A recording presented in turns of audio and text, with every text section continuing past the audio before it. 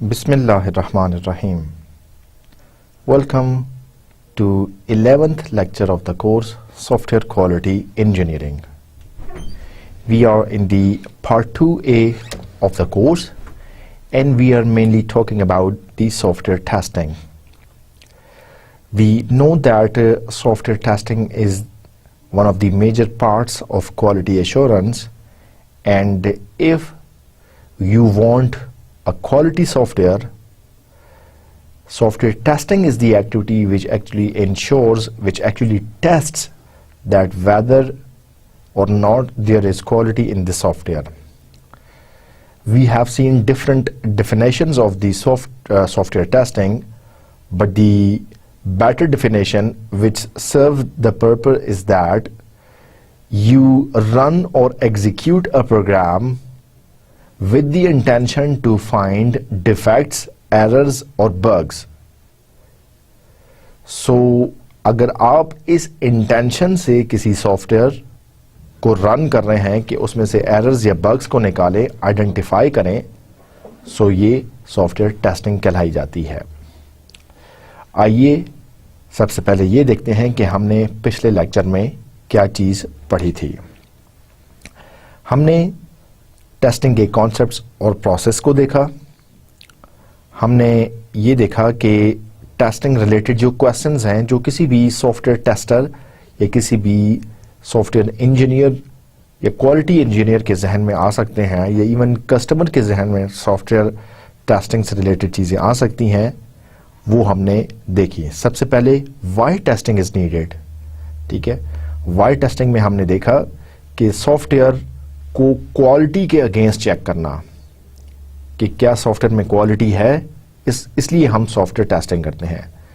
दूसरे अल्फाज में हमने ये कहा कि क्या सॉफ्टवेयर कस्टमर की रिक्वायरमेंट को मीट कर रहा है और क्या सॉफ्टवेयर अपना एक्सपेक्टेड बिहेवियर प्रेजेंट कर रहा है. इस चीज़ को चेक करने के लिए हम सॉफ्टवेयर टेस्टिंग परफॉर्म करते हैं. सॉफ्टवेयर टेस्टिंग कब की जाए, ये हमारे पास इसमें ढेर सारे अदर क्वेश्चंस हैं और डिपेंड करता है कि आपके सॉफ्टवेयर की टाइप क्या है, आपके सॉफ्टवेयर में कितने आपके पास बजट है या कितना आपके पास जो है वो रिसोर्सेज हैं. ठीक है, अगर आपके पास टाइम शॉर्ट है या बजट शॉर्ट है तो इन दैट केस जो टेक्निक आप यूज़ कर सकते हैं वो है ब्लैक बॉक्स टेस्टिंग. बट अगर आप बड़ा थॉरली और डिटेल सॉफ्टवेयर टेस्टिंग करना चाह रहे हैं सो फिर आप जाएंगे यूनिट टेस्टिंग और वाइट बॉक्स टेस्टिंग की तरफ. सो टेस्टिंग कैसे की जाए, ठीक है, इससे रिलेटेड ढेर सारे अदर क्वेश्चंस हैं. There are lots of other questions which needs to be addressed first in order to find a specific relevant software testing technique. और हमने सॉफ्टवेयर टेस्टिंग से रिलेटेड एक ये क्वेश्चन भी एक्सप्लोर किया कि व्हेन टू स्टॉप टेस्टिंग. और when to stop testing में हमने दो बातें की कि या आप रिसोर्स बेस्ड क्राइटेरिया रखते हैं या आप क्वालिटी बेस्ड क्राइटेरिया रखते हैं. रिसोर्स बेस्ड क्राइटेरिया का मतलब ये है कि आपने टेस्टिंग के लिए कुछ रिसोर्सेज रखे हुए हैं, टाइम, मैन पावर और मनी की सूरत में. जब ये रिसोर्सेज ख़त्म हो जाए, ठीक है, आप अपनी टेस्टिंग को स्टॉप कर दें. लेकिन हमने ये भी देखा कि इसमें कुछ प्रॉब्लम्स हैं और हो सकता है कि आप फुली एरर्स को डिटेक्ट या आइडेंटिफाई ना कर सकें, जिसके बरक्स जो इफेक्टिव सॉफ्टवेयर टेस्टिंग का क्राइटेरिया था वो था क्वालिटी बेस्ड क्राइटेरिया, जिसमें हमने ये कहा कि आपने क्वालिटी के कुछ ऑब्जेक्टिव्स सेट कर दिए हैं. जब क्वालिटी के ये ऑब्जेक्टिव्स मीट हो जाएं, जब आप सेटिस्फाई हो जाएं, जब आप समझें कि कस्टमर की नीड्स पूरी हो रही हैं, कस्टमर को ये सॉफ्टवेयर सेटिस्फाई करेगा और एक्सपेक्टेड बिहेवियर प्रेजेंट करेगा, उस वक्त आप सॉफ्टवेयर की टेस्टिंग को स्टॉप कर सकते हैं. हमने ये भी देखा कि सॉफ्टवेयर की टेस्टिंग में सर्टन रोल्स और इन्वॉल्व हैं. ठीक है, एक प्रोडक्ट मैनेजर से लेकर quality assurance person, software tester, professional tester, end user या क्लाइंट, ये सारे लोग सॉफ्टवेयर की टेस्टिंग में शामिल हो सकते हैं और इनमें से हर रोल जो है वो कोई ना कोई चीज़ टेस्ट करने में आपकी कोई ना कोई हेल्प करेगा, ठीक है। और हमने ये स्पेसिफिकली कहा कि आपका हर रोल हर किस्म की टेस्टिंग नहीं कर सकता, ठीक है। सो किसने क्या चीज़ टेस्ट करनी है ये जानना बड़ा ज़रूरी है, जिसकी एग्जांपल हमने डिस्कस की कि सॉफ्टवेयर टेस्टिंग में एंड यूज़र या क्लाइंट का जो रोल है वो आपकी बैकएंड की चीज़ों को या आपके कोड को टेस्ट नहीं कर सकता और ना ही वो उस कोड को टेस्ट करने में इंटरेस्टेड है। हाँ, जो चीज़ वो टेस्ट कर सकता है वो आपका फ्रंट एंड है। सो अगर फ्रंट एंड आपने टेस्ट करवाना है सो आप एंड यूज़र या क्लाइंट से वो टेस्ट करवा सकते हैं। इसके अलावा हमने ये भी बात की कि आपके टेस्टिंग के लिए आप टाइम स्पेसिफाई करते हैं, रिसोर्सेज स्पेसिफाई करते हैं। सो ये सारी चीज़ें टेस्टिंग रिलेटेड क्वेश्चंस में हमने डिस्कस की।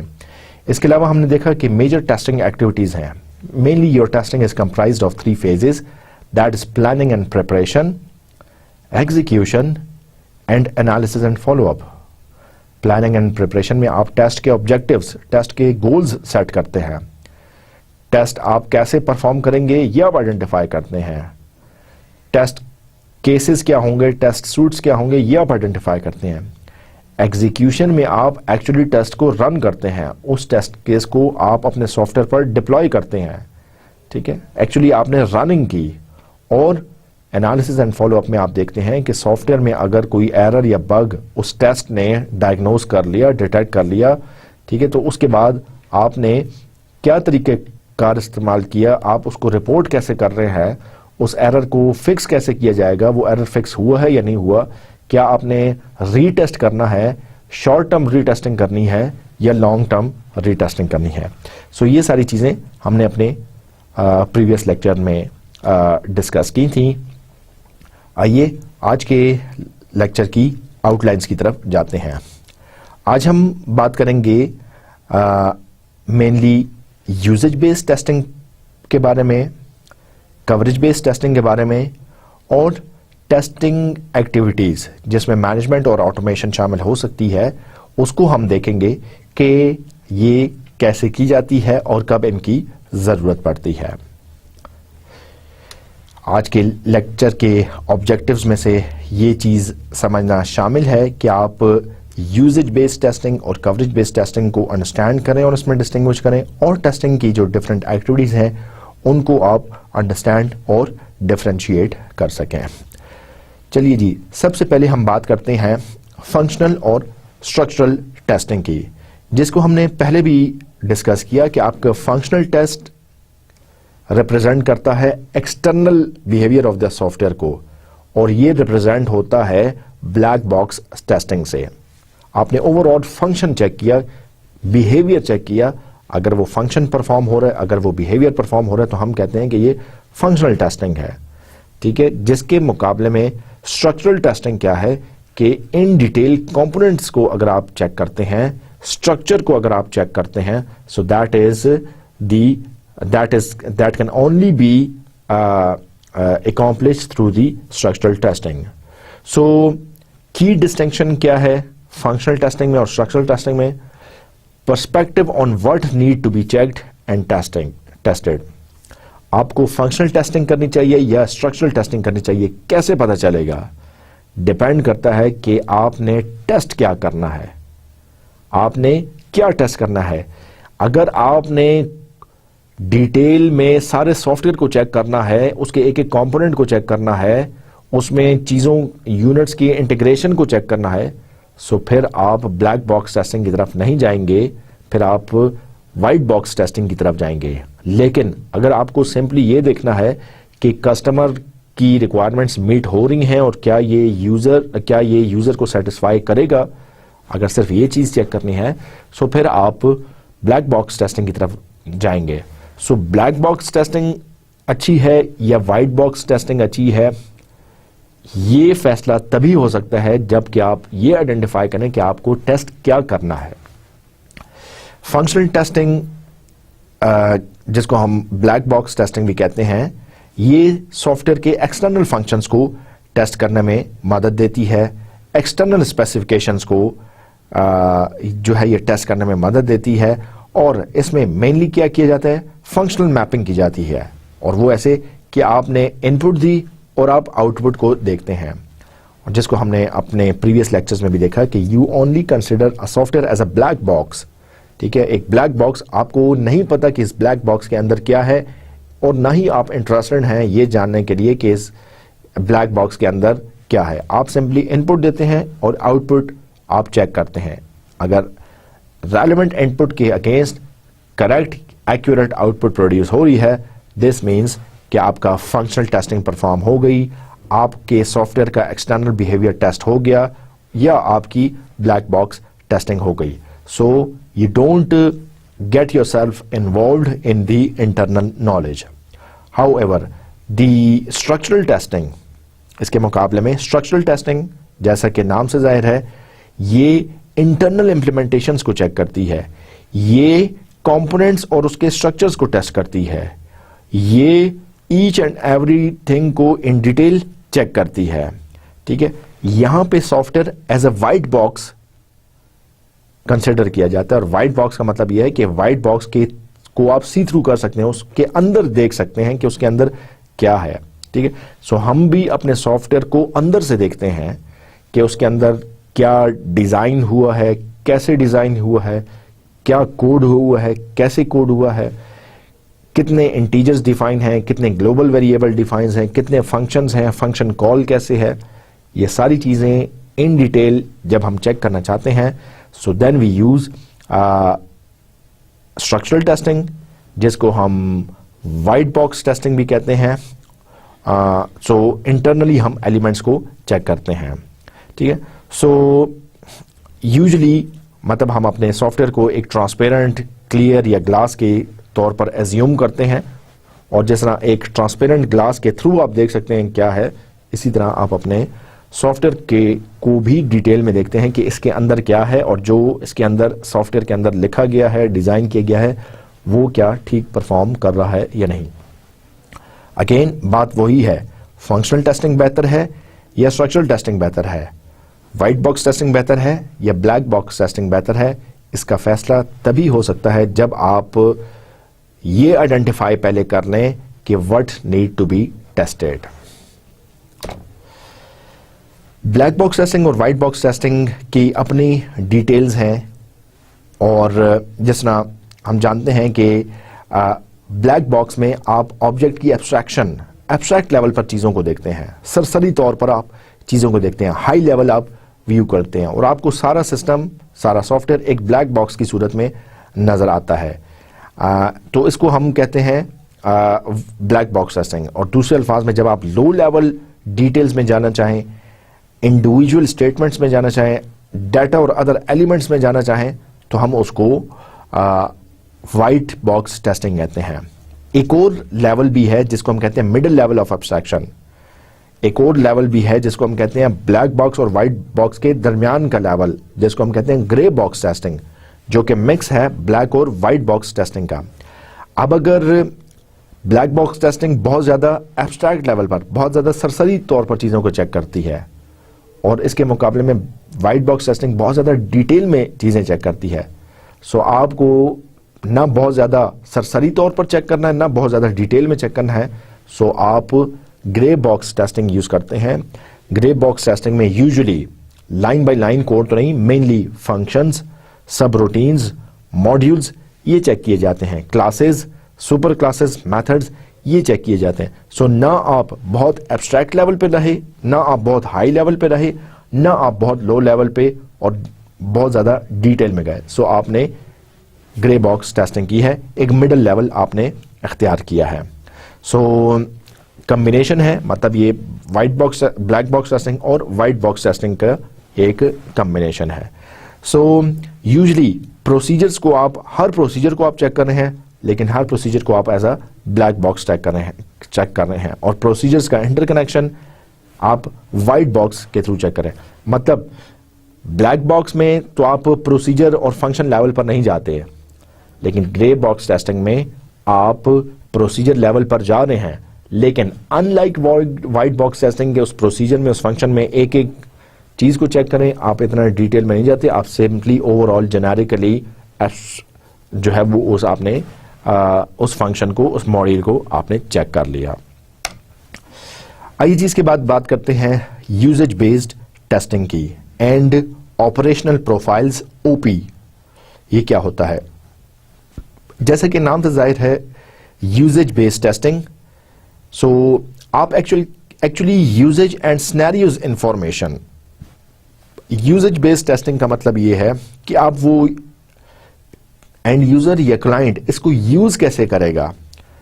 सिनेरियो आपने डेवलप किया और सिनेरियो में आप अपने सॉफ्टवेयर को चेक करते हैं, ठीक है। फॉर एग्जांपल आप कहते हैं कि मैंने अपने किसी गेमिंग सॉफ्टवेयर को टेस्ट करना है, ठीक है। गेमिंग सॉफ्टवेयर कोई 3D गेम है, ठीक है, जिसमें आपने जो है वो with in a city car जो है वो ड्राइव करनी है, ठीक है। सो यूजेज बेस्ड टेस्टिंग क्या कहती है? यूजेज बेस्ड टेस्टिंग ये कहती है कि सर्टन उस गेम में सर्टन रोड्स पर, सर्टन स्ट्रीट्स पर तो आपकी कार चल सकती है, लेकिन अगर ड्राइवर, उस गेम का ड्राइवर लॉन्स में और गार्डन्स में और पानी में गाड़ी चलाने की कोशिश करेगा तो क्या होगा, ठीक है। वो कोशिश जरूर करेगा, ठीक है। ड्राइवर जो है, चूंकि वो गेम प्लेयर है, वो कुछ भी कर सकता है, ठीक है।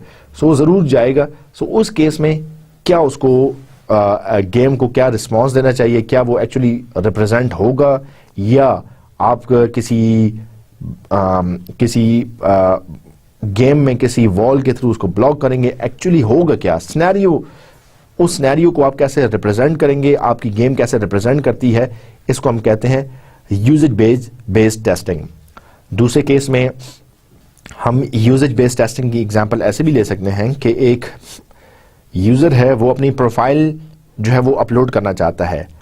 अब आपने अगर इस प्रोफाइल में name, date of birth, address, CNIC, profile image and any other documents, let's say CV, ये उसने अपलोड करनी है।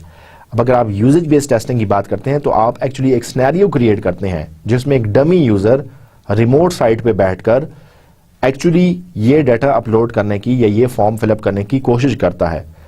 सो आपने एक एक्चुअल सिनेरियो क्रिएट किया, एक एक्चुअली यूजेज आपने उस सॉफ्टवेयर का क्रिएट किया और फिर आपने टेस्ट किया कि हाँ जी, अगर तो ये जो डमी यूजर था, ये जो टेस्ट यूजर था, ये अपनी इंफॉर्मेशन अपलोड करने में कामयाब रहा है, इसका मतलब यह है कि जो बाकी सिमिलर एंड यूजर्स हैं वो भी अगर इस तरीके से सॉफ्टवेयर में चीजें अपलोड करेंगे सो वो भी कामयाब होंगे, ठीक है।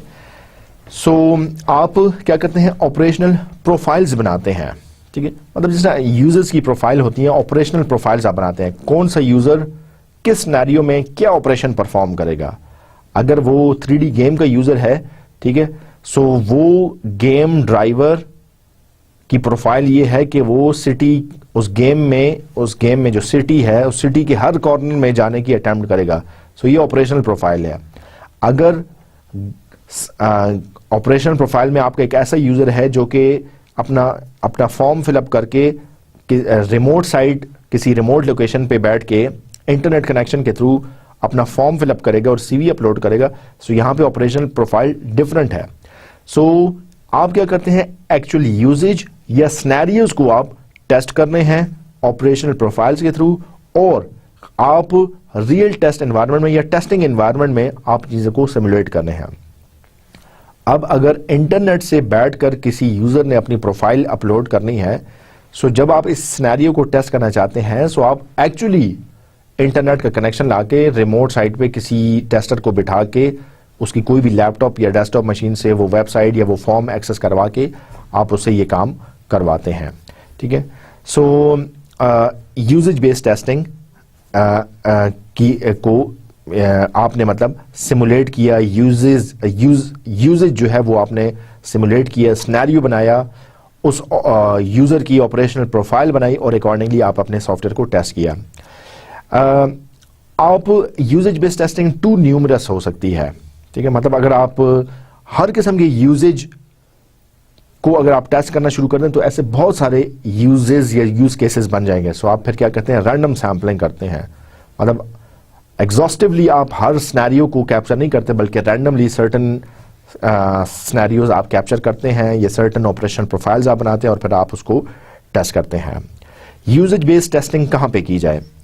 यूजेज बेस्ड टेस्टिंग की एप्लीकेबिलिटी ये है कि आप फाइनल स्टेजेस ऑफ टेस्टिंग में यूजुअली किया जाता है, जब सारी चीज़ें टेस्ट हो गई हैं, जब सारा अच्छा कोड डिज़ाइन कंप्लीट हो गया है, ठीक है। सो फिर आप देखते हैं आपने in detail white box testing, structural testing आपने कर लिया, सारे कंपोनेंट चेक करनी, अब आप एक सिनेरियो क्रिएट करते हैं। हाँ जी, बैकएंड पे तो सारी चीज़ें ठीक हो गई हैं, अब सिनेरियो या ऑपरेशनल प्रोफाइल क्रिएट करके चेक किया जाता है कि क्या ये सिस्टम ठीक काम कर रहा है या नहीं। तो एप्लीकेबिलिटी इसकी फाइनल स्टेजेस में भी किया जाता है, एक्सेप्टेंस टेस्टिंग के वक्त भी किया जाता है, ठीक है। एक्सेप्टेंस टेस्टिंग का मतलब ये है, जिसको सिस्टम टेस्टिंग भी कहते हैं, कि जब आपका सॉफ्टवेयर कंप्लीट हो जाए, सिस्टम को एज अ होल चेक करना हो और क्लाइंट को आप हवाले करने वाले हों, ठीक है। सो आप क्लाइंट उसको टेस्ट करने के बाद अगर एक्सेप्ट कर लेता है कि हाँ जी ये ठीक है और मेरी रिक्वायरमेंट्स फुलफिल हो रही हैं, ठीक है, और वो टेस्ट अगर कामयाब हो गए, इसलिए हम उसको कहते हैं acceptance testing. So system testing या एक्सेप्टेंस टेस्टिंग में आपका यूजेज बेस्ड टेस्टिंग हो सकती है, जैसे कि सॉफ्टवेयर डिलीवर होने से पहले आप क्लाइंट को बिठाएं, उसे कहें हाँ जी हमने आपका सॉफ्टवेयर बना लिया, अब आप इसको आप एज एन एडमिनिस्ट्रेटर इसको रन करके देखें, आप एज अ एम्प्लॉय इसको रन करके देखें और अपना रिकॉर्ड फिलअप करके देखें। सो वो client as an administrator log in करके अपनी डिटेल्स देखता है, चेक करता है सारी चीज़ें ठीक काम कर रही हैं, फिर as an employee log in करके देखता है, ऑपरेशन करता है, सारी चीज़ें ठीक काम कर रही हैं, ये चीज़ें अगर ठीक काम कर रही हैं तो हम कहते हैं कि ये एक्सेप्टेंस टेस्टिंग है। सो सिस्टम टेस्टिंग या एक्सेप्टेंस टेस्टिंग के वक्त भी आप यूजेज बेस्ड टेस्टिंग करते हैं। और यूजुअली यूजेज बेस्ड टेस्टिंग को रिलायबिलिटी इंजीनियरिंग के साथ भी यूज़ किया जाता है। यूजेज बेस्ड टेस्टिंग आप कब ख़त्म करेंगे? यूज बेस्ड टेस्ट तो ढेर सारे हो सकते हैं, जैसे हमने ऊपर कहा कि टू न्यूमरस, ढेर सारे यूजेज बेस्ड टेस्ट्स हो सकते हैं, आप ख़त्म कब करेंगे? ठीक है, सो जब आपके रिलायबिलिटी गोल्स अचीव हो जाएं, इसका मतलब है कि आप यूजेज बेस्ड टेस्ट ख़त्म कर दें। यूजेज बेस्ड टेस्ट मज़ीद कोई किसी किस्म का टेस्ट करने की ज़रूरत नहीं है, क्योंकि आपके रिलायबिलिटी के गोल अचीव हो गए हैं। इसके बाद है coverage based testing. Coverage based testing usually systematic testing है, जिसमें आप हर सॉफ्टवेयर के हर एस्पेक्ट को कवर कर रहे हैं, चाहे वो सॉफ्टवेयर का एनालिसिस फेज है, चाहे वो सॉफ्टवेयर का डिज़ाइन फेज है, चाहे वो सॉफ्टवेयर का कोड फेज है। सॉफ्टवेयर के हर फेज को, चाहे वो सॉफ्टवेयर का फ्रंट एंड है, चाहे वो बैक एंड की डेटाबेस है, सॉफ्टवेयर के हर एंड को आप कवर करते हैं, टेस्ट से कवर करते हैं। सो इसलिए हम इसको कहते हैं कवरेज बेस्ड टेस्टिंग। हर किस्म का के फेज को टेस्ट करने को हम कहते हैं कवरेज बेस्ड टेस्टिंग। सो सिस्टमैटिक टेस्टिंग है, ठीक है, सिस्टम सारे सिस्टम में कहीं पे भी अप्लाई हो सकती है। और आप कवरेज बेस्ड टेस्टिंग कब करते हैं या कैसे करते हैं? आप ब्लैक बॉक्स टेस्टिंग बीबीटी के थ्रू भी कर सकते हैं, और वाइट बॉक्स टेस्टिंग WPT के जो मॉडल्स और टेक्निक्स हैं कोई भी आप यूज करके कर सकते हैं। मतलब अगर आपने डिजाइन फेज पर कवरेज बेस्ड टेस्टिंग करनी है तो चाहे आप ब्लैक बॉक्स टेस्टिंग यूज करें या वाइट बॉक्स टेस्टिंग यूज करें। अगर आपने कोडिंग पर कवरेज बेस्ड टेस्टिंग करनी है तो चाहे आप BBT यूज करें या WPT यूज करें, आप कर सकते हैं। अच्छा, हर मॉडल के लिए, चाहे वो BBT है या WPT है, आप कवरेज मेजर्स डिफाइन करते हैं। ऑब्वियसली एक ब्लैक बॉक्स टेस्टिंग का कवरेज मॉडल जो है वो डिफरेंट होगा when compared with the model of the white box testing, ठीक है। सो कवरेज गोल्स क्या हैं? आप मतलब एक्चुअली ये देखना चाह रहे हैं कि उस फेज का ये फीचर कवर हो गया है या नहीं, ये फीचर उसमें शामिल हो गया है या नहीं, इसको हम कवरेज बेस्ड कहते हैं। सो testing manage by coverage goals. कहां पे अप्लाई किया जाता है कवरेज बेस्ड टेस्टिंग, कब यूज की जाती है? Usually all stages of testing, ठीक है। आप किसी भी एक्टिविटी की बात करें, किसी भी फेज की बात करें, ठीक है, आप कवरेज बेस्ड टेस्टिंग यूज कर सकते हैं।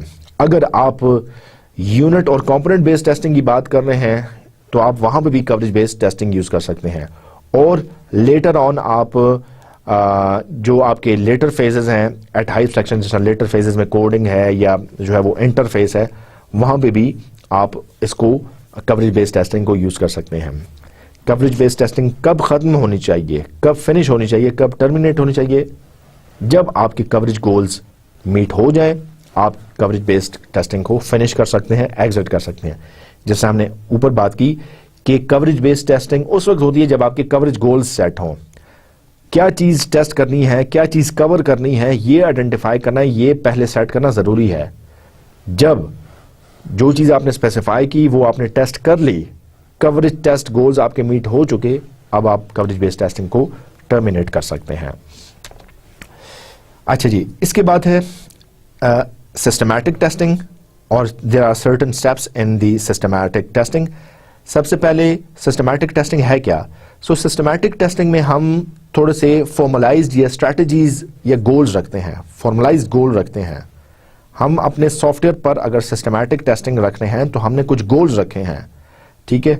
गोल्स रखने के बाद हम फॉर्मल मेथड मॉडल्स और टेक्निक्स यूज करते हुए अपने सॉफ्टवेयर को टेस्ट करते हैं। मतलब आप इसको सिस्टमैटिक टेस्टिंग कहें या सिस्टम टेस्टिंग कहें, ठीक है। आपने सर्टेन गोल्स रखे हैं और उन गोल्स की बेस पर फॉर्मल मॉडल्स को यूज करते हुए या फॉर्मल टेक्निक्स को यूज करते हुए आप अपने सॉफ्टवेयर की सिस्टमैटिक टेस्टिंग कर रहे हैं। और कब टर्मिनेट करनी चाहिए? ऑब्वियसली आपने इसके लिए भी कोई क्राइटेरिया रखा हुआ है, जब वो आपकी गोल्स मीट हो जाएं, ठीक है, तो तब आप इसको सिस्टमैटिक टेस्टिंग को टर्मिनेट कर सकते हैं। हम बात कर रहे हैं कि सिस्टमैटिक टेस्टिंग में कोई मॉडल या टेक्निक यूज होती है। मॉडल कैसे करेंगे, मॉडल कंस्ट्रक्शन कैसे होगी? सो मॉडल कंस्ट्रक्शन में जो चीजें इन्वॉल्व हैं आइए देखते हैं। Define the model, usually represented as graphs and relationships, check individual elements, test and derive, जिसको सेंसिटाइज भी कहते हैं, derive test cases and then execute them. तो मतलब आप, हमने बात की सिस्टमैटिक टेस्टिंग में आप कोई फॉर्मल मॉडल यूज करते हैं। मॉडल में आप क्या करेंगे? आप बताते हैं कि हाँ जी, किन इंडिविजुअल एलिमेंट्स को चेक करना है, उस पे किस किस्म के टेस्ट केसेस अप्लाई हो सकते हैं, टेस्ट केसेस को एग्जीक्यूट कैसे होना है, टेस्ट केसेस जब एग्जीक्यूट हो जाएंगे वो आउटपुट क्या देगा, वो रिपोर्टिंग कैसे करनी है, फॉलोअप कैसे होगा। सो ये सारी चीजें उस मॉडल में आती हैं। सो सिस्टम पर, ओवरऑल सिस्टम पर आपने कोई फॉर्मल टेस्टिंग का मॉडल यूज किया, उस फॉर्मल टेस्टिंग के मॉडल में ये सारी चीजें डिफाइन है कि टेस्ट केसेस क्या होंगे, उनको एग्जीक्यूट कैसे किया जाएगा, रिजल्ट कैसे कैप्चर किए जाएंगे और फॉलोअप कैसे होगा। अच्छा जी, टेस्ट केसेस की हम बात कर रहे हैं। टेस्ट केसेस होते क्या हैं और टेस्ट केसेस प्रिपेयर कैसे किए जाते हैं? अच्छा, एक है हमारे पास इंडिविजुअल टेस्ट केस जिसको माइक्रो लेवल कहते हैं, और एक है हमारे पास टेस्ट सूट जिसको मैक्रो लेवल कहते हैं, ठीक है। सो टेस्ट केस एक लेवल बता रहा है और टेस्ट सूट जब मल्टीपल टेस्ट केसेस मिल जाएं तो ये एक टेस्ट सूट या मैक्रो लेवल बना रहा है। सो आइए बात करते हैं from multiple sources. So individual test cases कैसे बनेंगे? एक्चुअली एक्चुअल रन्स जो आप अपने सॉफ्टवेयर को एग्जीक्यूट कर रहे हैं, जो आप अपने टेस्ट को एग्जीक्यूट कर रहे हैं, ठीक है, ये इंडिविजुअल टेस्ट केस बना रहा है। आप जो वाइट बॉक्स टेस्टिंग कर रहे हैं वो एक इंडिविजुअल टेस्ट केस बना रहा है। आप अगर कोई स्पेसिफिकेशन बेस्ड टेस्टिंग कर रहे हैं, ठीक है, तो ये ब्लैक बॉक्स टेस्टिंग जो है ये भी एक इंडिविजुअल टेस्ट केस है। एंड मे यूज सिमिलर और अर्लियर प्रोडक्ट्स, डायरेक्ट रिकॉर्ड और रिप्ले, ठीक है, फॉर्मल मॉडल्स जैसा है OPCFT, ये कुछ मॉडल्स के नाम यहाँ पे लिखे हुए हैं। सो ये सारी चीजें आपकी रिप्रेजेंट करती हैं टेस्ट केसेस को, ठीक है। मतलब अगर मैं अपने सॉफ्टवेयर पर ब्लैक बॉक्स टेस्ट रन करना हूं या मैं अपने सॉफ्टवेयर पर व्हाइट बॉक्स टेस्ट रन करना हूं, ये एक टेस्ट केस है। मैं अपने सॉफ्टवेयर को कोई इनपुट देकर उसकी लिमिट्स चेक करना चाह रहा हूं, ये एक टेस्ट केस है, ठीक है। मैं अगर कोई फॉर्मल मॉडल यूज कर रहा हूं तो ये एक टेस्ट केस है। मैं अगर सॉफ्टवेयर पर कुछ रिकॉर्ड एंड रिप्ले करना चाह रहा हूं तो ये एक टेस्ट केस है। सो टेस्ट केसेस को ऐसे किया जाता है। टेस्ट केसेस को आप इनपुट वैल्यूज कैसे देंगे, ठीक है। इनपुट वैल्यूज देने के मुख्तलिफ तरीके हो सकते हैं। कोई आप इनिशियली कोई चीज़ें इनिशियलाइज कर दें, ड्यूरिंग द रन आप उसको कोई वैल्यू दे दें। इंटरैक्टिव तरीके से आप दे सकते हैं। इसी तरह आप जो है वो मतलब जैसा हमने पहले भी बात की, पिछली स्लाइड में भी हमने बात की कि आप टेस्ट केसेस डिराइव करते हैं, आपने वो सिनेरियो बनाया, आपने वो टेस्ट केस बनाया, सो आप एक्चुअली वो टेस्ट केस बना रहे हैं in terms of input, in terms of the path that it will follow, और in terms of the track that it will follow, in terms of its initialisation. आपने ये सारी चीजें डिराइव की हैं, आपने ये सारी चीजें मैनिपुलेट की हैं, लिखी हैं, बनाई हैं, ये सारी चीजें मिलकर एक टेस्ट केस बना रही है, और ये टेस्ट केस आप जो है वो अपने सॉफ्टवेयर पर अप्लाई करते हैं।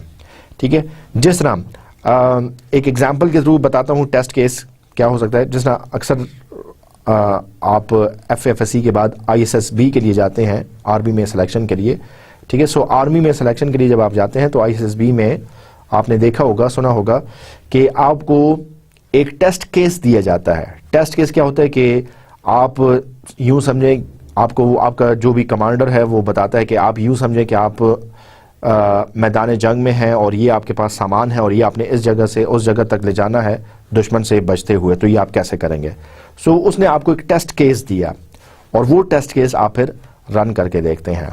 ठीक है, इसी तरह आप दीगर कई एग्जाम्पल हो सकती हैं। तो सॉफ्टवेयर की टेस्टिंग की जब आप बात करते हैं तो आप एक टेस्ट केस बनाते हैं और उस टेस्ट केस की बेस पर आप अपने सॉफ्टवेयर को टेस्ट कर रहे हैं। टेस्ट केस, जैसे हमने पहले बात की कि टेस्ट केस बाज़ वक़्त फॉर्मल मॉडल्स के थ्रू बनते हैं। फॉर्मल मॉडल्स क्या है? ठीक है, ये ज़्यादा ऑर्गेनाइज्ड और वाइडली यूज्ड मॉडल्स हैं।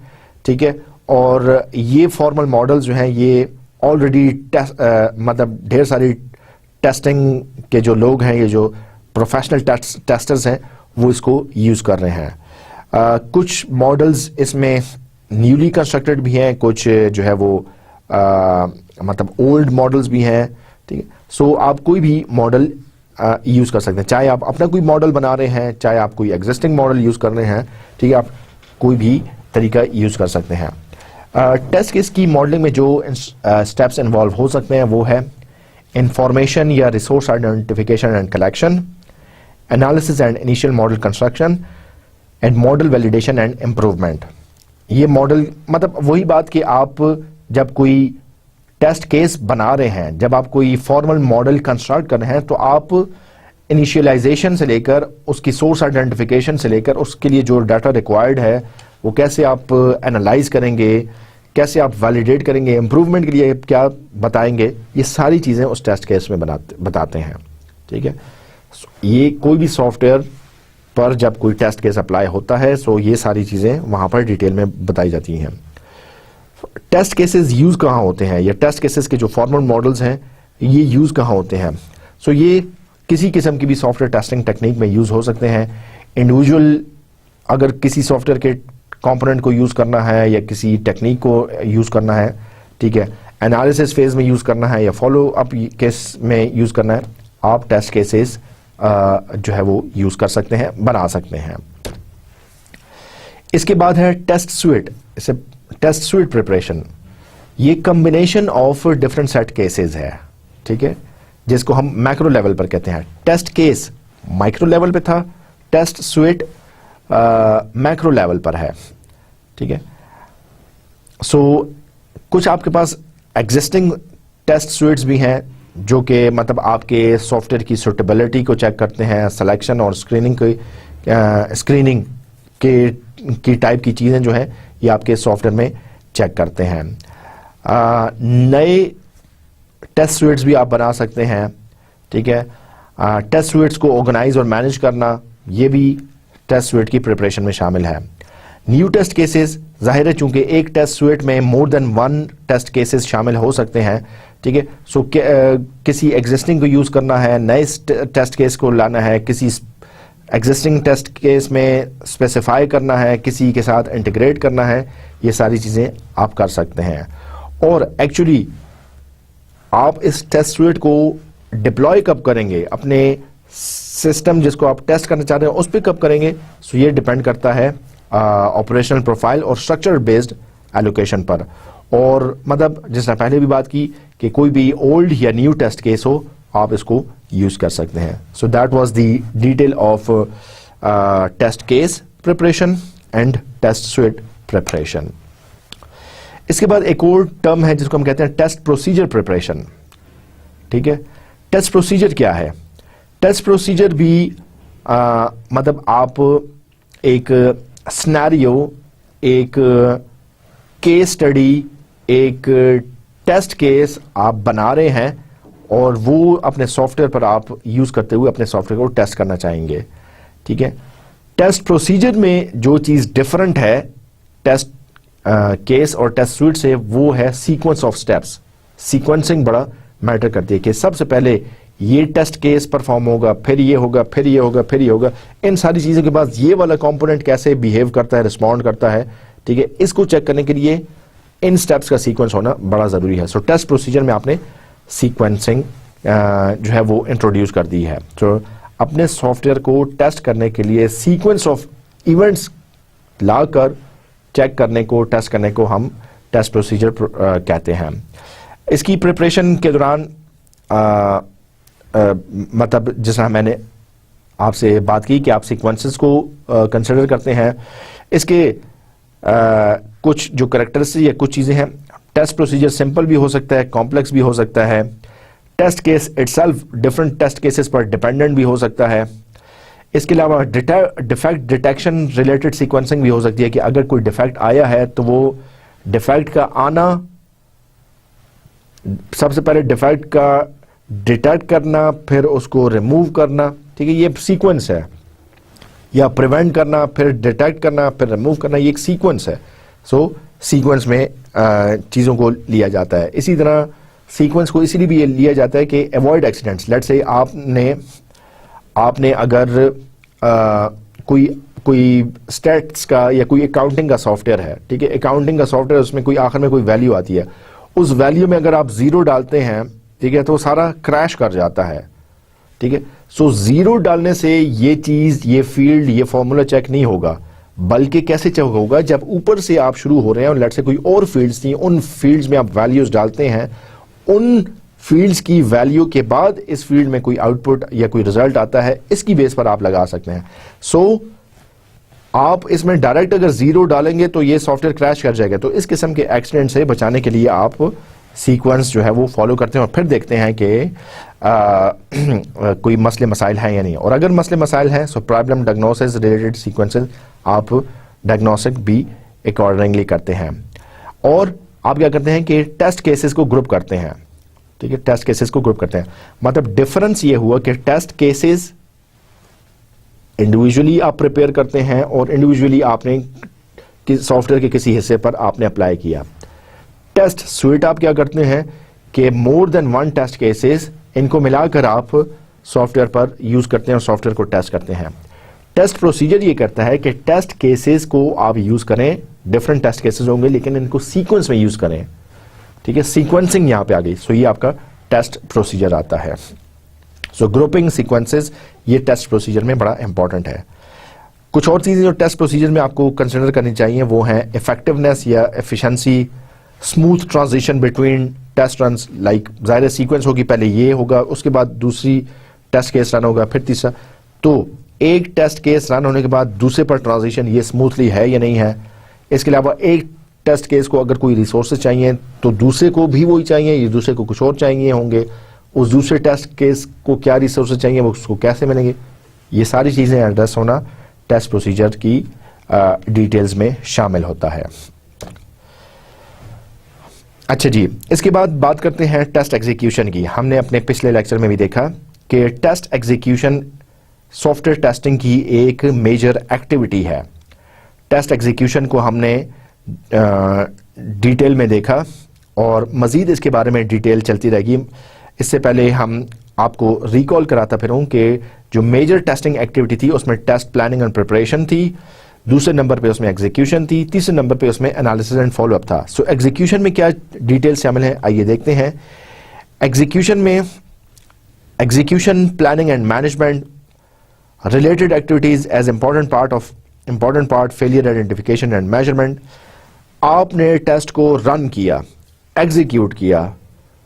अब रनिंग के दौरान अगर कोई फेलियर्स आ रहे हैं, फॉल्ट्स आ रहे हैं, आप उनको आइडेंटिफाई कैसे करेंगे, आप उनको कैसे मेजर करेंगे। फॉल्ट्स के अलावा बाकी चीज़ों को अगर मेजर करना है, टेस्ट कितनी देर चला, उसने कौन कौन से रिसोर्सेज लिए, ये सारी चीज़ें टेस्ट एग्जीक्यूशन का पार्ट हैं। मज़ीद डिटेल्स में देखते हैं कि टेस्ट एग्जीक्यूट जब आप करते हैं तो इसके लिए कुछ स्टेप्स फॉलो किए जाते हैं। सबसे पहले एलोकेटिंग टेस्ट टाइम, जैसा हमने पिछले लेक्चर में भी देखा कि ऐसे नहीं है कि आप कहीं पे भी किसी भी वक्त जाके कोई भी चीज़ टेस्ट करना शुरू कर दें, बाकायदा पहले प्लान किया जाता है। सो टेस्ट कितनी देर से कितनी देर तक रन होगा, आप जो है वो पहले टाइम एलोकेट करते हैं। इसके अलावा अगर टेस्ट को रन होने के लिए और रिसोर्सेज चाहिए हो, ठीक है, वो आप करते हैं। सबसे पहले एलोकेट टाइम हो गया। सेकंड नंबर पे आप इन्वोक टेस्ट, एक्चुअली टेस्ट को रिकॉल करते हैं, टेस्ट को इन्वोक करते हैं, टेस्ट को डिप्लॉय करते हैं या टेस्ट एक्चुअली परफॉर्म करते हैं। 2 स्टेप्स हो गए। और तीसरे स्टेप में यू आइडेंटिफाई सिस्टम फेलियर्स। अगर टेस्टिंग के दौरान कोई सिस्टम फेलियर्स आ गए हैं, उनको इंफॉर्मेशन कैसे गैदर करनी है, ये भी टेस्ट एग्जीक्यूशन का पार्ट है। जब हम बात करते हैं टेस्ट टाइम की, जैसे हमने ऊपर देखा फर्स्ट स्टेप है टेस्ट टाइम, ये डिपेंड करता है आपके ऑपरेशनल प्रोफाइल्स पर, ठीक है। सिस्टम की क्या कैरेक्टरिस्टिक्स हैं, सिस्टम कौन से ऑपरेशन परफॉर्म कर रहा है, ये एक ऑपरेशन परफॉर्म हो तो कितना टाइम चाहिए, ठीक है। सो ये वेरी करता है, it varies from software to software, it varies from मतलब एक टेस्ट जो है वो रन होने के लिए बहुत थोड़ा टाइम भी ले सकता है डिपेंडिंग ऑन द सॉफ्टवेयर, और एक टेस्ट रन होने के लिए बहुत ज़्यादा टाइम भी ले सकता है। So again it depends.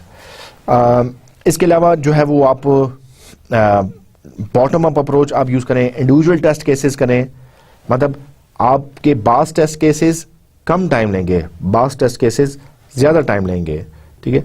लेकिन कम टाइम और ज़्यादा टाइम मिलाकर आप देखें कि ओवरऑल जो भी आपने टेस्ट का टाइम रखा हुआ है उससे ज़्यादा एग्जीक्यूट ना रखें।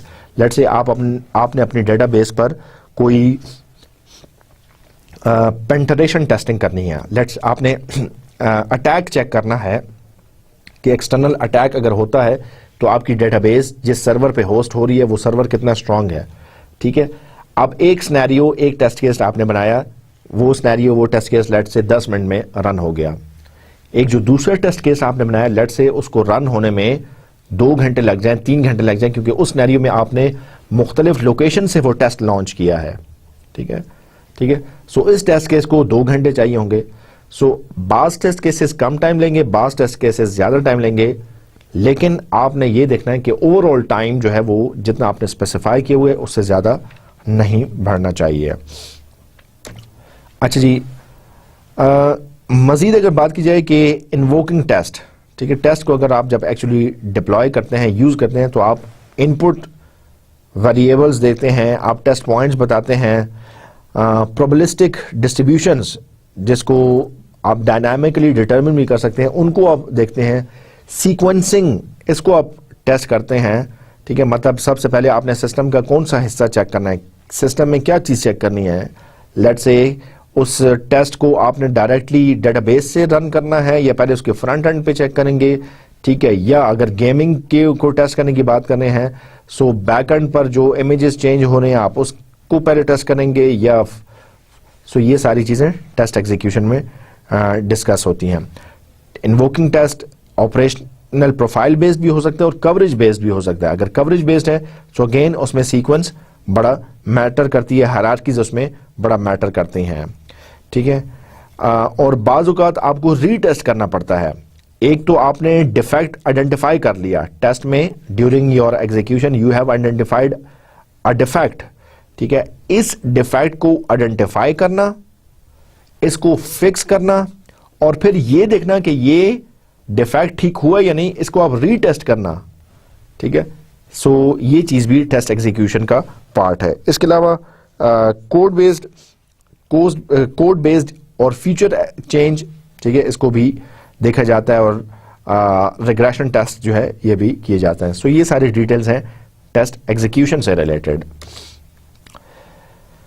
Last but not least, identifying, हमने बात की, देखिए टेस्ट एग्जीक्यूशन में हमने मेनली बात की कि टेस्ट को टेस्ट केसेस को इन्वोक करना, उसके बाद जो आपके पास इनपुट आएगी उस इनपुट या जो आपके पास फेलियर्स आएंगे उनको आइडेंटिफाई करना, उनको डाटा को कलेक्ट करना, कैप्चर करना, ये सारी बातें उसमें हैं। सो अब हम इसकी बात करें कि अगर टेस्ट के दौरान कोई सिस्टम फेलियर्स आ गए हैं, ठीक है, सो आप टेस्ट एग्जीक्यूशन की एक्टिविटी में उसको कैसे डील करेंगे। सो उन फेलियर्स को एनालाइज करना, उन फेलियर्स को डिटरमिन करना, उन फेलियर्स को आइडेंटिफाई करना कि ये नॉर्मल थे या जो है वो फेल्ड रन की वजह से आए थे, वो ब्लॉक या नॉन ब्लॉक फेलियर हैंडलिंग की वजह से, ये सारी चीजें भी टेस्ट एग्जीक्यूशन एक्टिविटी का हिस्सा है। इसके अलावा जो सॉल्विंग प्रॉब्लम है वो कैसे होगी, मतलब टेस्ट एग्जीक्यूशन थ्योरेटिकली अनडिसाइडेबल है, आपको नहीं पता कि एग्जैक्टली जो है वो क्या रिजल्ट आपको मिलेंगे, किस किस्म के एरर्स आइडेंटिफाई होंगे, ठीक है। आपको एरर्स का नहीं पता, तभी जो है वो आप उसको टेस्ट कर रहे हैं। सो कुछ केसेस में आपको बिल्कुल पता नहीं होता, कुछ केसेस में आप कुछ एक्सपेक्ट कर रहे होते हैं कि लेट्स से ये सॉफ्टवेयर की लिमिट है, अगर मैं इसके बाद कोई सॉफ्टवेयर को इनपुट दूंगा तो उसके बाद सॉफ्टवेयर क्रैश कर जाएगा या हैंग हो जाएगा, ठीक है। सो ये चीज़ें आप पहले से जहन में रख कर अकॉर्डिंगली टेस्ट को रन करते हैं। और यूजुअली टेस्ट रन करने के लिए आपको उस सॉफ्टवेयर का डोमेन नॉलेज होना चाहिए, आपको ये नॉलेज भी होना चाहिए कि इस किस्म के टेस्ट जब सिमिलर प्रोडक्ट्स पे रन हुए थे तो कितना टाइम लगा था या कितने रिसोर्सेज लगे थे, या कहीं पे क्रैश तो नहीं हुआ था, या और इम्प्लीमेंटेशन या इंटरनल डिटेल्स अगर हैं वो भी आपको जानना होना ज़रूरी है। सो ये सारी डिटेल्स हैं टेस्ट एग्जीक्यूशन से रिलेटेड। इसके बाद है एनालिसिस एंड फॉलो अप की activity. So major testing activities में जो आपकी लास्ट एक्टिविटी है वो है analysis and follow up. Analysis and follow up में आप क्या कर रहे हैं कि जो आपने टेस्ट रन किया, जो मेजरमेंट्स आपके पास आई, जो आपने डाटा कैप्चर किया, जो इंफॉर्मेशन आपने गैदर की, उसको एनालाइज करना, ये एनालिसिस और फॉलो अप में आता है। रिजल्ट्स को एनालाइज करना और रिजल्ट्स को एनालाइज करने के बाद कोई सोल्यूशन बताना, कोई फॉलो अप बताना, फॉलो अप का कोई आइडिया देना, ये भी एनालिसिस एंड फॉलो अप इस एक्टिविटी या इस स्टेज का हिस्सा है, इस फेज का हिस्सा है। और यूजुअली डिसीजन मेकिंग, ठीक है, कि डिसीजन मेकिंग कि आपका टेस्ट कंटिन्यू रहेगा, खत्म होगा, रीटेस्ट होगा, ये भी एनालिसिस एंड फॉलो अप में डिफाइन होता है। और फ्यूचर के लिए अगर कोई इंप्रूवमेंट आप बता रहे हैं या कोई एडजस्टमेंट्स प्रपोज कर रहे हैं, सो वो भी आपकी इस एक्टिविटी, इस पर्टिकुलर स्टेप नंबर 3 में या स्टेज नंबर 3 में या एक्टिविटी नंबर 3 में परफॉर्म किया जाता है। Analysis and follow up third activity जो कि आपके सॉफ्टवेयर टेस्टिंग की है, इसको कुछ इनपुट मिलती है और कुछ आउटपुट है। तो इस फेज की इनपुट क्या है? इस फेज की इनपुट है वो इंफॉर्मेशन जो कि आपको टेस्ट रन करने के बाद मिली है, वो डाटा जो कि आपको टेस्ट रन करने के बाद मिली है, वो फेलियर केसेस जो कि आपको टेस्ट रन करने के बाद मिली है। इसी तरह वो फेलियर केसेस किस टाइम और किस कैरेक्टरिस्टिक्स के साथ आए थे, ये आपको इस फेज की या इस एक्टिविटी 3 की इनपुट है। आउटपुट, आपके रिजल्ट्स क्या होंगे, आप इस follow up, analysis and follow up में आप क्या चीजें देते हैं, या क्या चीज आपकी आउटपुट होगी। So basic individual failure case, ठीक है, आपको जो इनपुट डाटा मिला, आपको आइडेंटिफाई करना है कि ये फेलियर क्यों हुआ, इस फेलियर की क्या वजूहात थी, इस फेलियर की आइडेंटिफिकेशन करना, ये इस फेज का हिस्सा है। और इसको रिमूव किया जाए, कैसे किया जाए, ये भी इस फेज की आउटपुट में है, ठीक है। और रिपीटेबल प्रॉब्लम सेटअप, मतलब आप ये देखते हैं कि कोई इंफॉर्मेशन गैदर आपने की टेस्ट एग्जीक्यूशन के दौरान, ठीक है, अब आप उस इंफॉर्मेशन को एनालाइज कर रहे हैं, आपने कोई प्रॉब्लम आइडेंटिफाई कर ली है कि भाई ये सॉफ्टवेयर टेस्ट से ये पता चला है कि यहां पे प्रॉब्लम है, वो प्रॉब्लम इस वजह से है, कोई भी वजह हो सकती है। अब आप देखते हैं कि अगर उसको एड्रेस कर दिया जाए तो ये प्रॉब्लम कहीं पे दोबारा तो नहीं आ जाएगा, या सिमिलर प्रॉब्लम सॉफ्टवेयर के बाकी हिस्सों में तो नहीं है, ठीक है। सो ये चीजें आप देखते हैं। So overall reliability and other analysis करना, ये आपका जो है वो इस फेज की या इस एक्टिविटी 3 की आउटपुट में आता है। फॉलोअप एक्टिविटी एग्जैक्टली करती हैं डिफेक्ट एनालिसिस और रिमूवल। ठीक है, डिफेक्ट का पता चल गया, आपने एनालाइज कर लिया, अब आप रिमूवल की रेमेडी देते हैं या प्रपोज करते हैं, उसके बाद रीटेस्ट करते हैं। एग्जीक्यूशन के दौरान टेस्ट एग्जीक्यूशन, जो पिछली एक्टिविटी थी उसने आपको कुछ मेजर्स दिए, भाई एक डिफेक्ट पकड़ा गया, उसके बाद आपने उस डिफेक्ट को एनालाइज किया। डिफेक्ट को एनालाइज करने के बाद आपने कोई सोल्यूशन बताया और आप उस डिफेक्ट को रिमूव करते हैं। रिमूव करने के बाद आप सॉफ्टवेयर को रीटेस्ट करते हैं और देखते हैं कि क्या वो डिफेक्ट कंप्लीटली तौर पर उसमें से हट गया है या अभी बाकी है। इसी तरह सॉफ्टवेयर टेस्टिंग से रिलेटेड डिसीजन मेकिंग और मैनेजमेंट, ठीक है, क्वालिटी इंप्रूवमेंट के लिए चीज़ों को प्रपोज करना, ये सारे का सारा एनालिसिस एंड फॉलोअप के स्टेज में या एक्टिविटी नंबर 3 में होता है।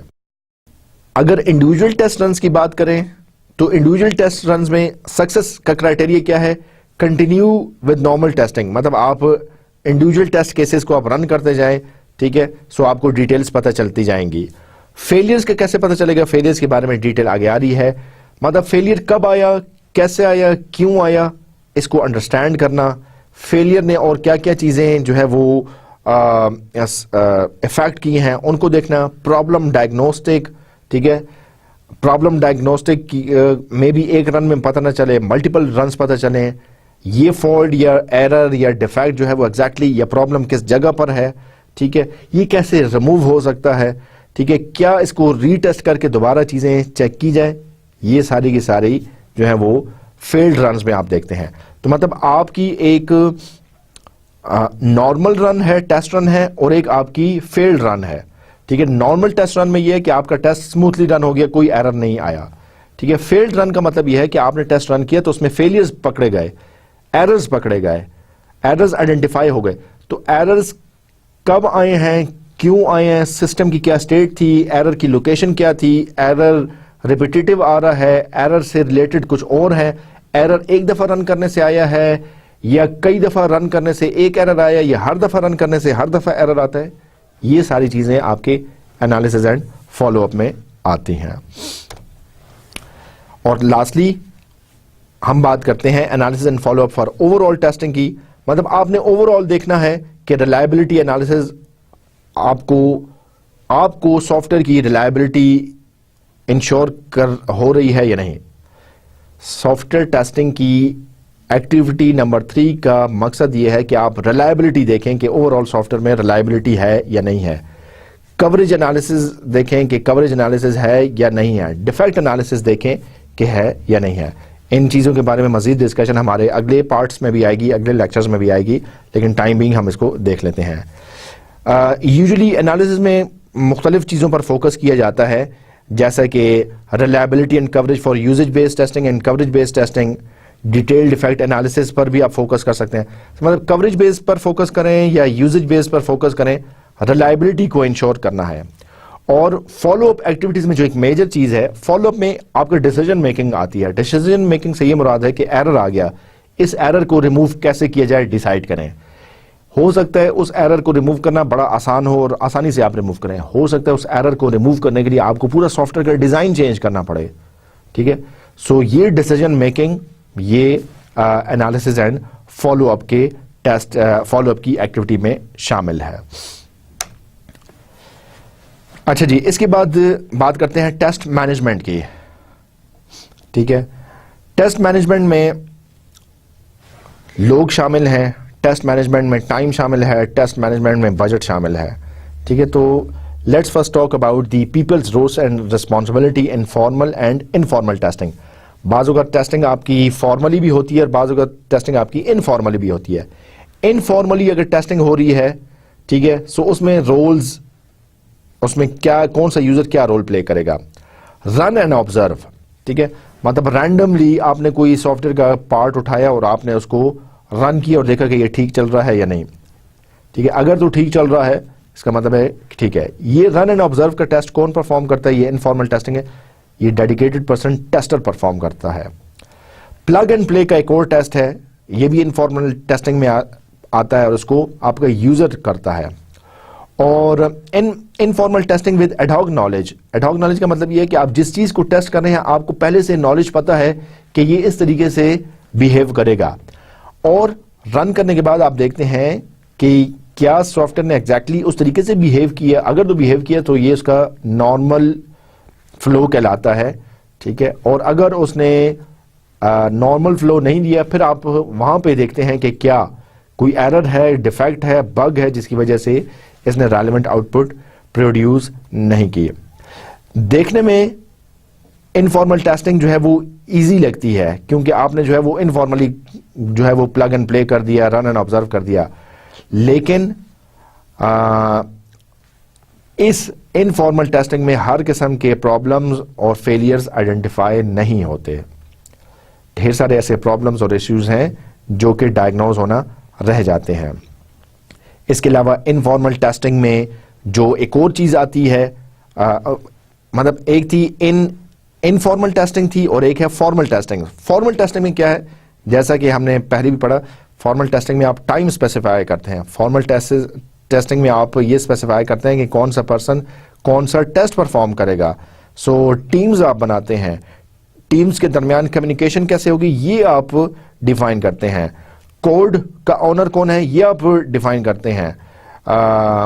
एक आपका रोल, मतलब मल्टीपल रोल्स होंगे या नहीं होंगे। आपका कोडर सिर्फ कोडर ही होगा या आपका कोडर जो है वो किसी प्रोफेशनल टेस्टर के साथ मिलकर अपने कोड को टेस्ट करने में हेल्प भी करेगा। सो ये सारी चीजें, मतलब थर्ड पार्टी के जो है वो आप पर्सन्स या थर्ड पार्टी के टूल्स आप यूज करते हुए अपनी टेस्टिंग को करते हैं, ठीक है। सो फॉर्मल टेस्टिंग करना जो है ये भी टेस्ट मैनेजमेंट का हिस्सा है।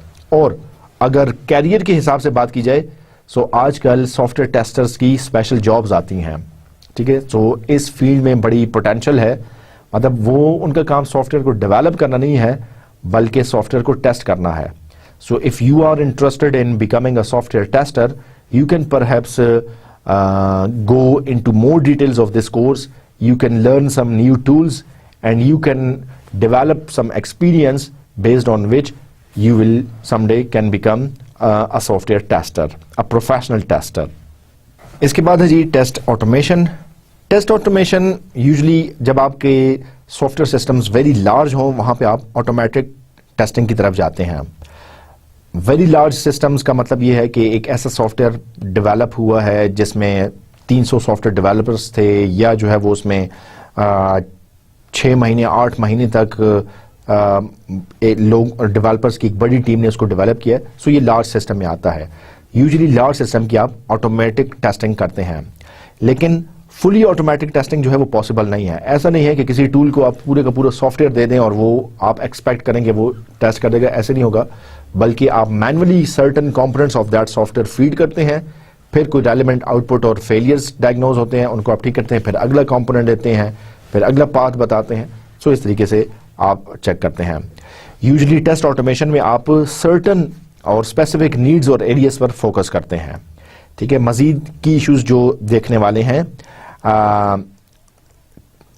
की issues to consider in test automation is specific needs and potential.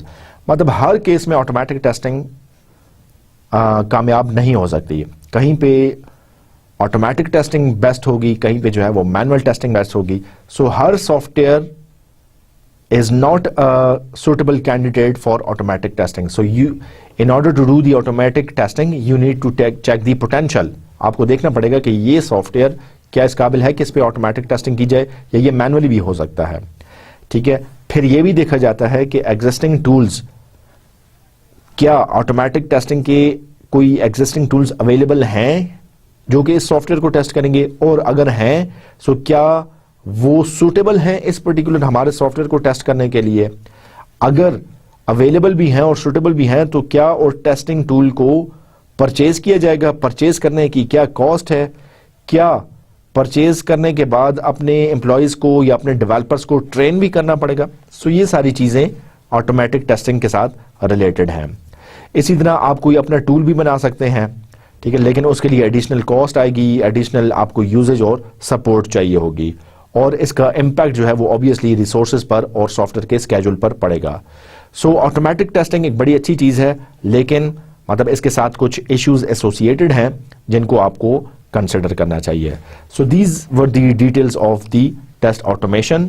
Late us now talk about the summary of today's lecture. So आज के लेक्चर में हमने मेनली 3 बातें की और 3 सॉफ्टवेयर टेस्टिंग की एक्टिविटीज को हमने डिटेल में देखा. हमने कवरेज बेस्ड टेस्टिंग और यूजेज बेस्ड टेस्टिंग को भी देखा. हमने टेस्टिंग की 3 एक्टिविटीज जिसमें planning and preparation, execution and measurement और एनालिसिस एंड फॉलोअप, इसकी हमने डिटेल्स देखी हैं. इसके अलावा हमने टेस्ट मैनेजमेंट और टेस्ट ऑटोमेशन को भी देखा और हमने देखा कि टेस्ट मैनेजमेंट में डिफरेंट रोल्स और रिस्पॉन्सिबिलिटीज हैं, डिफरेंट रिसोर्सेज को मैनेज किया जाता है. ओवरऑल मैनेजमेंट जो है ये बड़ा इंपॉर्टेंट पार्ट है. और लास्टली हमने टेस्ट ऑटोमेशन की बात की. टेस्ट ऑटोमेशन में हमने सबसे पहले ये देखा कि सारे सॉफ्टवेयर ऑटोमेटिक टेस्टिंग के कैंडिडेट्स नहीं हो सकते. आपको सुटेबिलिटी या पोटेंशियल देखनी होती है उस सॉफ्टवेयर में ऑटोमेटिक टेस्टिंग की. 100% ऑटोमेशन भी सॉफ्टवेयर टेस्टिंग में नहीं हो सकती, लेकिन आपको अपने सॉफ्टवेयर के कौन से पार्ट्स टेस्ट करने हैं ये आप ज़रूर स्पेसिफाई कर सकते हैं. ऑटोमेटिक टेस्टिंग के टूल्स अवेलेबल हैं, उन टूल्स की कॉस्ट भी है, उन टूल्स पर हो सकता है आपको ट्रेनिंग भी करवानी पड़े अपने सॉफ्टवेयर टेस्टर्स की. सो ये कुछ इश्यूज हैं जो कि सॉफ्टवेयर टेस्टिंग के साथ रिलेटेड हैं. So that was the summary of today's lecture. Let us have a look on what we are going to review in और study in our next lecture. The next lecture is going to be the end of part 2A and there we will discuss the coverage and usage testing based on checklist and partitions. मतलब testing को हम देखेंगे checklist के through और partitioning के phenomena के through. I hope you enjoyed today's lecture. I'll see you with more details on checklist and partition based testing. Until then, take care of yourself and Allah Hafiz.